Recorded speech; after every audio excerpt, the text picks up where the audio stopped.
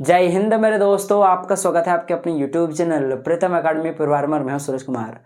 तो आज हम लोग झारखंड पॉलिटेक्निक 2025 में जो आपका एंट्रेंस एग्जाम होने वाला है उसके लिए जो आपका ऑनलाइन फॉर्म भराएगा पॉलिटेक्निक परीक्षा में प्रवेश करने के लिए, उसमें कौन कौन से आपको डॉक्यूमेंट चाहिए होगा उस पर आज हम लोग बात करेंगे। और ये हर साल बच्चे के मन में डाउट आता है कि सर कौन कौन सा डॉक्यूमेंट मुझे चाहिए होगा, ठीक है, थोड़ा बता दो। और ये डाउट आना भी चाहिए। जिनके मन में डाउट नहीं आ रहा है या तो भाई साहब एक्चुअली में बहुत विद्वान है, या तो फिर वो सीरियस नहीं है, या किसी दूसरे के भरोसे बैठे हुए हैं। तो बाबू किसी के और भरोसे पर मत बैठो, अपने भरोसे पर रहो। और एक चीज़ बताना चाहूँगा, ये बहुत इंपॉर्टेंट वीडियो है भाई साहब। याद रखना, ऑनलाइन फॉर्म भरते समय अगर किसी प्रकार की अगर आपकी त्रुटि रह जाती है तो आपका एडमिशन सीधे नहीं होगा। मैं सीधा सीधी आपको बात बता रहा हूं, और आपका साल बर्बाद हो जाएगा, ठीक है। तो ऑनलाइन फॉर्म भरते समय किसी प्रकार की त्रुटि नहीं करना है, ठीक है। बाकी जब आपका ऑनलाइन फॉर्म का पोर्टल खुलेगा, जब आपका ऑनलाइन फॉर्म भराना शुरू होगा, तब मैं खुद एक फॉर्म भरकर आपको सब कुछ इन डिटेल में एक एक चीज बताऊंगा। तो अब आपको टेंशन खत्म हो जाएगा, ठीक है। तो जब फॉर्म भराएगा तब मैं आपको बता दूंगा। और जब मैं फॉर्म भरना आपको बताऊंगा उससे जस्ट पहले, यानी कि मान लो कि आपका आज के डेट में मान लो कि 24 तारीख को आपका ऑनलाइन फॉर्म भराना शुरू होता है, तो मैं 24 तारीख को एक वीडियो आपको पब्लिक करके दूंगा, 24 या 25 को, जैसे मेरा सुविधा होगा, ठीक है। उसमें मैं आपको सब कुछ बताऊंगा कि आपको ऑनलाइन फॉर्म भरते समय किस किस बातों का ध्यान रखना है, कौन सी कैटेगरी होती है, क्या क्या सर्टिफिकेट चाहिए होगा, किस प्रकार से भरना है, मैं वो चीज़ तो बताऊंगा ही। उसके बाद मैं आपको वीडियो बना के दूंगा कि आपको ऑनलाइन फॉर्म कैसे भरना है, यानी कि ये ऑनलाइन फॉर्म कैसे भरे, इसके 3 वीडियो आएंगे। एक जो अभी इसमें क्या क्या डॉक्यूमेंट चाहिए, एक उसके बाद जब आपका ऑनलाइन फॉर्म का पोर्टल खुल जाएगा तब मैं आपको कुछ इंपॉर्टेंट बातें बताऊंगा, और वो वीडियो जरूर देखिएगा। अगर वो वीडियो नहीं देखोगे तो भाई साहब समझ लो कि आपकी त्रुटि होने की चांसेस बन जाएगी, ठीक है। और आप लोग फंसो नहीं, कहीं त्रुटि नहीं हो, उसके लिए मैं वो वीडियो लूंगा, तो उसको जरूर देखिएगा, ठीक है। और एक फाइनल वीडियो बनेगा जिसमें आपको ऑनलाइन फॉर्म कैसे अप्लाई करना है वो मैं बना के दूंगा। तो इन तीनों वीडियो को गौर से देखिए, समझने का ट्राई कीजिए। अच्छा समझिए, ऑनलाइन फॉर्म भरोगे, मान लो किसी तरह से इनकेस गलती हो जाता है तो एक दिन के आसपास सुधारने का समय देता है, वो भी मैं आपको बता दूंगा, टेंशन नहीं लेना है। तो अगर वो मैंने बताया तो आपका 4 वीडियो हो जाएगा ऑनलाइन फॉर्म कैसे भरे इसे, सो ठीक है। तो वो आप लोग हमारे साथ जुड़े रहे, प्रीतम एकेडमी को सब्सक्राइब कर ले, बेल का आइकन को ऑन कर ले, तो ऑटोमेटिकली आपके पास वीडियो आता रहेगा, आप लोग देखते रहिएगा, ठीक है। आज की वीडियो में मैं कुछ ऐसे चीज़ों के बारे में बताऊंगा जो आप लोग अधिकतर बच्चे ध्यान में नहीं रखते हो और आगे चल के आपका एडमिशन नहीं होता है, ठीक है। और कुछ ऐसे डॉक्यूमेंट के भी नाम बताऊंगा जिनको बनने में थोड़ा समय लगता है, तो वो सारा मैं अभी बता दूंगा आपको, ताकि आपका जब डॉक्यूमेंट वेरिफिकेशन होगा, समझो डॉक्यूमेंट आपको 2 जगह पे चाहिए होगा। एक ऑनलाइन फॉर्म भरते समय, तो इसमें कुछ नहीं, जनरली 3-4 डॉक्यूमेंट चाहिए होता है, जो कि कोई ऐसा इंपॉर्टेंट डॉक्यूमेंट नहीं है जो कि आपके पास नहीं होगा, सारा आपके पास होगा ऑनलाइन फॉर्म भरते समय, जैसे कि आप लोग देख भी रहे होगे, ठीक है। पर जो मेन डॉक्यूमेंट वेरिफिकेशन होता है, जब आपको डॉक्यूमेंट चाहिए होगा, कब? जब आप लोग एडमिशन लेने के लिए कॉलेज में जाओगे, तब उस टाइम पे बाबू किसी भी प्रकार की त्रुटि बर्दाश्त नहीं की जाएगी, सीधे आपका एडमिशन नहीं होगा। तो उस टाइम पे कुछ ऐसे डॉक्यूमेंट होते हैं जो आपको बनाने पड़ेंगे, जिसको बनने में थोड़ा समय लगता है, वो सारा डॉक्यूमेंट मैं आज बताऊंगा। बाकी एक वीडियो तो मैं लूंगा ही कि उस टाइम पे आपको कौन कौन से डॉक्यूमेंट चाहिए होगा जब आप लोग एडमिशन ले जाओगे तब, तो वो वीडियो आप लोग जरूर देख लीजिएगा। वो भी वीडियो मैं बहुत जल्दी ही बना दूंगा, टेंशन नहीं लेना है आपको, ठीक है। सब कुछ बताऊंगा, मैं खुद पॉलिटेक्निक किया हूँ तो मुझे बहुत अच्छे से नॉलेज है, बिल्कुल भी आपको टेंशन लेना, आप लोग एकदम सेफ हाथ पे हो, ठीक है। चलिए स्टार्ट करते हैं। देखो, ऑनलाइन फॉर्म भरते समय बाबू कुछ नहीं चाहिए, बस आपके पास एक मोबाइल नंबर होना चाहिए, और मोबाइल नंबर चालू होना चाहिए। या तो अपना नंबर दीजिएगा, अगर आपके पास फोन नहीं है तो अपने पिताजी का, भाई का, जो आपके पास हो, जो आपके पास रहेगा, वो मोबाइल नंबर दीजिएगा, ठीक है। साथ ही साथ ईमेल आईडी, ये 2 चीजें बहुत कंपलसरी है, क्योंकि मोबाइल नंबर और ईमेल आईडी के थ्रू से ही आप लोग का आपका आईडी बनेगा और आप लोग उसके अंदर में घुसकर बाकी सारी चीजें कर पाओगे, ठीक है। तो ये बहुत जरूरी चीज है। और बहुत कोई पासवर्ड वगैरह भूलेगा तो ईमेल आईडी, मोबाइल नंबर का जरूरत पड़ता है, तो ये बहुत इंपॉर्टेंट है। ईमेल आईडी अपना दीजिएगा, अगर अपना नहीं तो पापा का दे दीजिएगा, पर जो आपके पास रहेगा वही दीजिएगा। अच्छा, फोटो का जरूरत पड़ेगा, पासपोर्ट साइज फोटो। और फोटो जो होगा, याद रखिएगा, ट्राई कीजिएगा, और एक्चुअली ट्राई क्या कर ही लीजिएगा कि फोटो में कान दिखना चाहिए, और फोटो को ज्यादा एडिट मत कीजिएगा, जिस प्रकार से आप लोग नेचुरल हो उसी प्रकार से रहिएगा, ठीक है। साथ ही साथ फोटो जो होगा वो 3 महीना से ज्यादा पुराना नहीं होना चाहिए, इनके रिसेंट का 3 महीना का आपके पास फोटो होना चाहिए। और फोटो जो होगा वही चीज मैं लिख देता हूँ, 3 मंथ्स का आपके पास होना चाहिए। और फोटो को आप लोग 8 कॉपी करवा लीजिएगा, ठीक है। 8 कॉपी पासपोर्ट साइज फोटो करवा लीजिएगा। 8 कॉपी क्यों बोल रहा हूँ, क्योंकि डॉक्यूमेंट जब वेरिफिकेशन होगा आपका कॉलेज में, तब आपके पास फोटो मांगेगा, बहुत कभी कभी 4 कॉपी, 5 कॉपी, 6 कॉपी तक मांग लेता है, तो आपके पास एक्स्ट्रा रहेगा तभी ना। ऑनलाइन फॉर्म भरते समय 1 ही कॉपी का जरूरत पड़ता है, जो कि आपको जहाँ भी आप लोग साइबर कैफे में फॉर्म भरागे वो आपके पास लेगा, स्कैन करके फिर आपको वापस लौटा देगा, पर आपके पास फोटो रहना चाहिए। और क्या करोगे, सुनो, बहुत सारे बच्चा क्या करता है, यहाँ ऑनलाइन फॉर्म भरते समय दूसरा फोटो देता है, क्योंकि उसके पास फोटो होता नहीं, दे देता है वो, और उसके बाद में जाके जब डॉक्यूमेंट वेरिफिकेशन होता है कॉलेज में तब दूसरा फोटो देता है। आपको ऐसा नहीं करना है, जितने भी जगह फोटो लगेगा सेम फोटो देना है, ठीक है। तो याद रखना मेरी बात। तो आप लोग को क्या करना है कि फोटो का 8 कॉपी करवा लेना, कोई दिक्कत है नहीं, ठीक है। चलिए आगे बढ़ते हैं। आप देखो बहुत इंपॉर्टेंट चीज मार्कशीट चाहिए होगा। आप समझो मार्कशीट का खेला समझने का ट्राई करना। देख लो डिप्लोमा जो होता है ये जनरली 2 प्रकार के बच्चे करते हैं, एक 3 साल का डिप्लोमा और एक 2 साल का डिप्लोमा। 3 साल का डिप्लोमा को नॉर्मल डिप्लोमा कहा जाता है, रेगुलर डिप्लोमा। और सेकंड ईयर 2 साल का जो डिप्लोमा होता है इसको हम लोग लेटरल एंट्री डिप्लोमा बोलते हैं, इसको एलई बोला जाता है शॉर्ट में, लेटरल एंट्री डिप्लोमा। इसमें क्या होता है कि बच्चा का डायरेक्टली सेकंड ईयर में एडमिशन हो जाता है, यानी कि 3rd सेमेस्टर में एडमिशन हो जाता है। अब लोग सर इसमें कैसे एडमिशन कराओगे, तो सुनो, वे बच्चे जो 12th पढ़ चुके हैं या फिर पढ़ रहे हैं, और याद रखना साइंस लेकर, ठीक है, साइंस वाला बच्चा होना चाहिए, ठीक है। या फिर जो बच्चे ITI कर रहे हैं या फिर कर चुके हैं, या फिर ITI का कोई भी आपका ट्रेड हो उसे कोई मतलब नहीं, ITI होना चाहिए।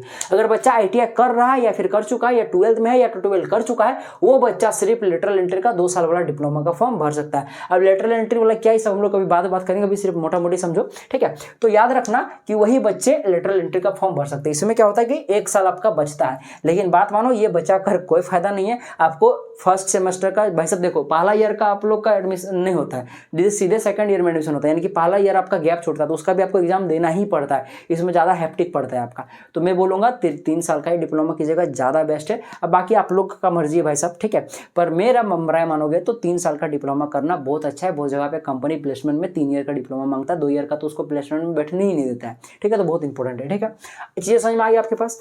अब समझो जो 10th वाला बच्चा है, या फिर सोचो कि जो 10th में पढ़ रहा है, अभी एग्जाम दे रहा है, या फिर जो बच्चा 10th पढ़ चुका है, वो 3 ईयर का डिप्लोमा कर सकता है। अब 10th पढ़ चुका है इसका मतलब ये है कि बच्चा जो 10th पास आउट होना चाहिए, 12th पास आउट होना चाहिए। ऐसा नहीं कि 12th फेल हो जाओ, ये ITI भी ठीक ठाक मैंने पास होना चाहिए, ठीक है, तभी जब आप लोग इसमें भर सकते हो, ठीक है।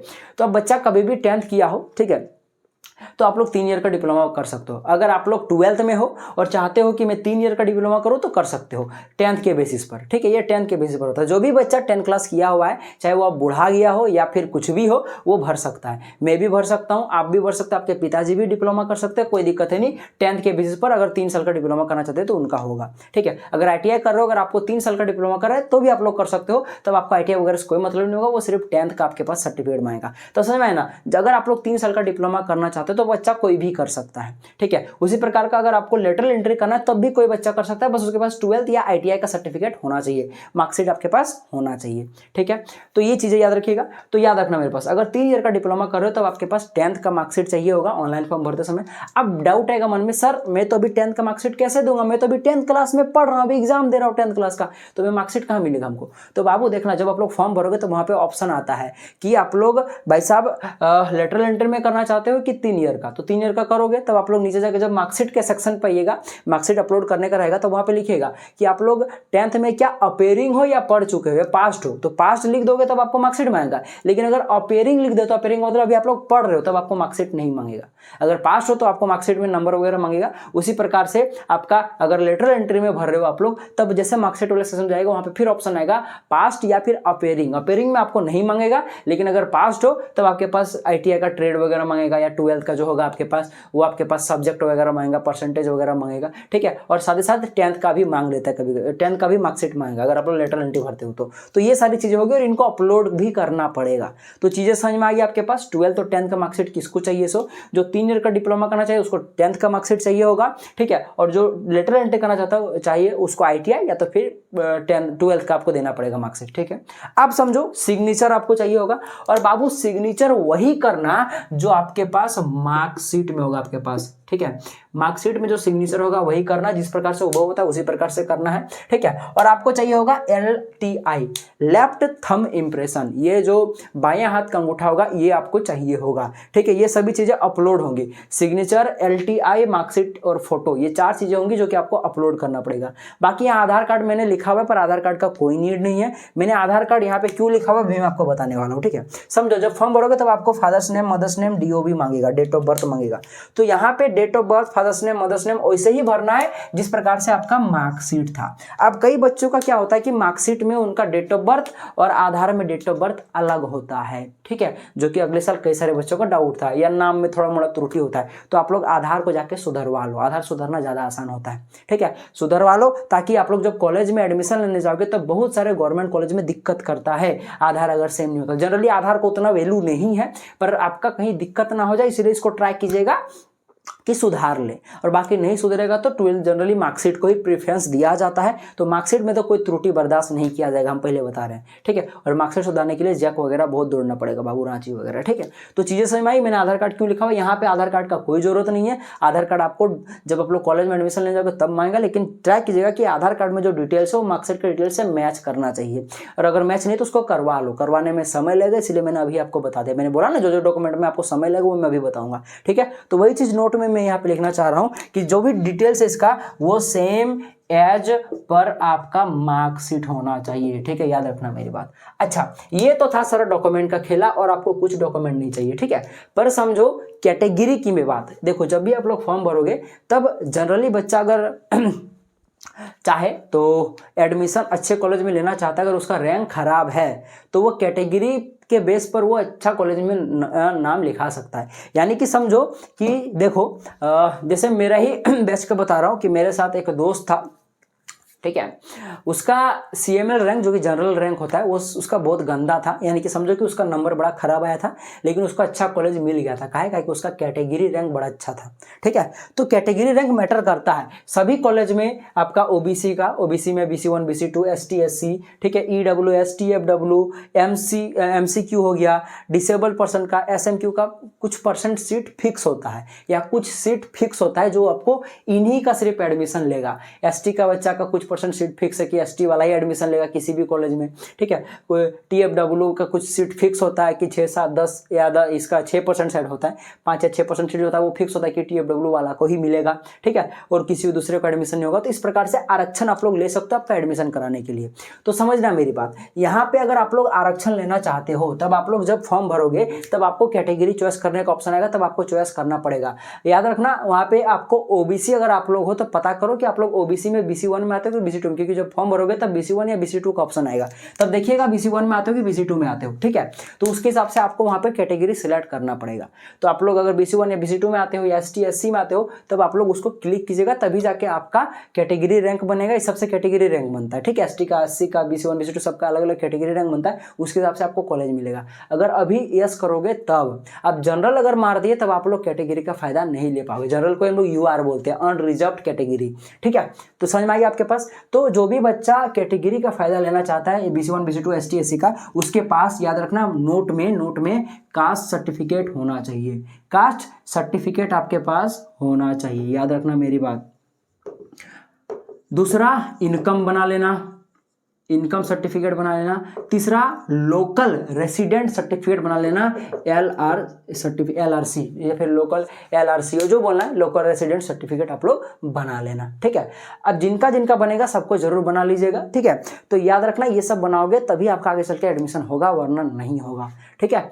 तो ये चीज़ों को याद रखिएगा मेरी बात। इनकम का 6 महीना वैलिडिटी होता है, इन दोनों का साल भर वैलिडिटी होता है, तो उसके हिसाब से आप लोग बना लीजिएगा, ठीक है। तो ये चीज़ें चाहिए होगी। अब समझो मेरी बात। देखो BC1 BC2 ST SC को तो भाई साहब मिलता ही है आरक्षण हर जगह पे, लेकिन जो जनरल वाला बच्चा एक्चुअली में जो जनरल है, जैसे जो थान पठान सिंह वगैरह जो है, लाला वगैरह भूमिहार जो है, थान पठान सब, उस सब को क्या करेगा भाई साहब, उस सब के लिए क्या होगा, तो मोदी सरकार ने एक स्वर्ण आरक्षण करके एक निकाला था स्कीम, जिसको हम लोग बोलते हैं EWS स्कीम, बोलते हैं इसको EWS स्कीम बोला था, इकोनॉमिकली वीकर सेक्शन।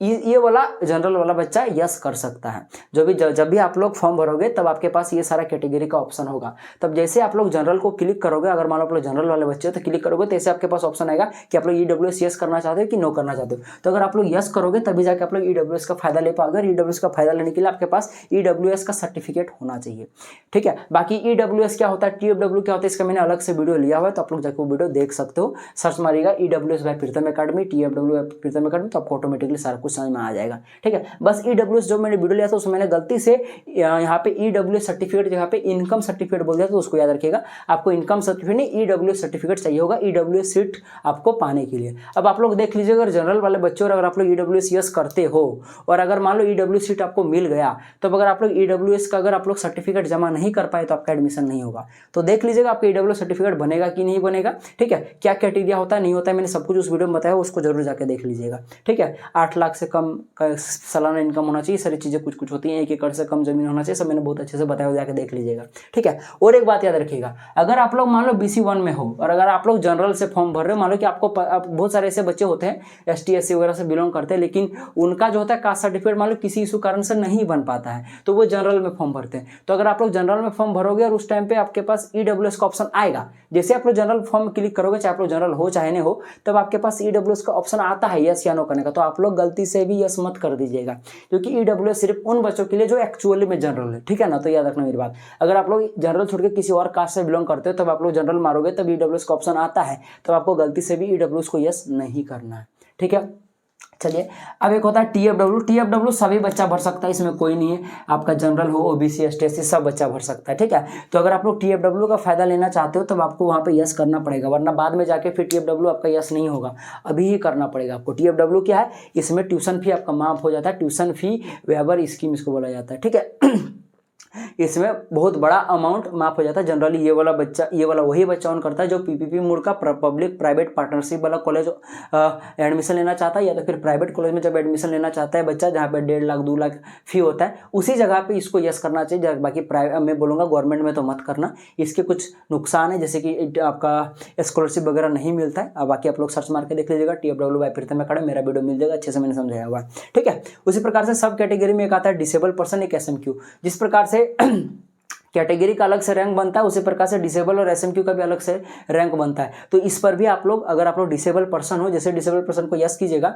वैसे आपके पास कुछ डिसेबिलिटी का लिस्ट आ जाएगा, तो उसमें से जिस टाइप का आप डिसेबल हो आप लोग वहाँ पे सिलेक्ट कर लीजिएगा, जिस प्रकार का विकलांग आप लोग को सिलेक्ट कर लीजिएगा, तो आपका इसका आरक्षण मिल जाएगा। तो अभी ये सिलेक्ट करना पड़ेगा, बाद में नहीं होगा। उसी प्रकार से SMQ अगर कोई हो, सर्विसमैन कोटा, यानी कि कोई अगर आपके पिताजी वगैरह अगर मान लो कि एक्स सर्विसमैन है, डिफेंस लाइन टाइप का, ठीक है, तो जैसे क्लिक करोगे तो कुछ डिफेंस लाइन के या फिर मान लो कि जो भी वहाँ पे लिस्टेड होंगे उसमें जो भी आपका सर्विस होगा, ठीक है, वो आप लोग क्लिक कर लीजिएगा, तो आप लोग इसका लाभ ले सकते हो। उसी प्रकार से एक होता है MCQ मुस्लिम कम्युनिटी कोटा, ये भी आप लोग अगर हो तो आप लोग यस कीजिएगा, तभी जाके आगे चल के आप लोग ले सकते हो इसका आरक्षण। ठीक है, तो ये सारी चीजें थी, मैंने बहुत अच्छे से आपको समझाया। ठीक है, हाँ वीडियो लंबा था मुझे पता है, पर मेरा वीडियो लंबा होता है पर इन्फॉर्मेटिव होता है, बहुत अच्छे से मैंने बताया हुआ है, डॉक्यूमेंट कोई ज़्यादा चीज़ नहीं चाहिए होता है, यही सभी चीज़ें थी। आई होप वीडियो आपको पसंद आया, कोई भी डाउट होगा तो कमेंट बॉक्स में कमेंट जरूर कीजिएगा। बाकी आपको तैयारी भी बहुत अच्छे से मैं कराऊंगा, जबरदस्त तरीके से कराऊंगा, बिल्कुल भी टेंशन लेना है। और जब आप लोग पॉलिटेक्निक में चले जाओगे, अच्छे गवर्नमेंट कॉलेज में चले जाओगे, तब भाई साहब सबको पता है गवर्नमेंट कॉलेज का क्या स्थिति है, सब पढ़ाई तो होता नहीं है। ठीक है, अब आगे चल के हो तो बात की बात है, बाकी हम लोग आपका सेमेस्टर में भी साथ देंगे, टेंशन मत लो आपका। ठीक है, तो चलिए मिलते हैं अगले वीडियो में, तब तक के लिए जय हिंद, जय भारत और आपका दिन शुभ।